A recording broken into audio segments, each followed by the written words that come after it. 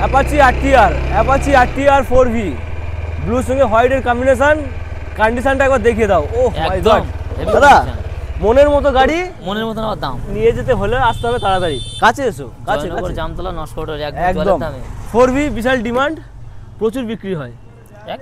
প্রত্যেকটা ভিডিও আমার থাকলে বিক্রি হয়ে যায়। কত দিতে হয় বলো? কত গাড়ি?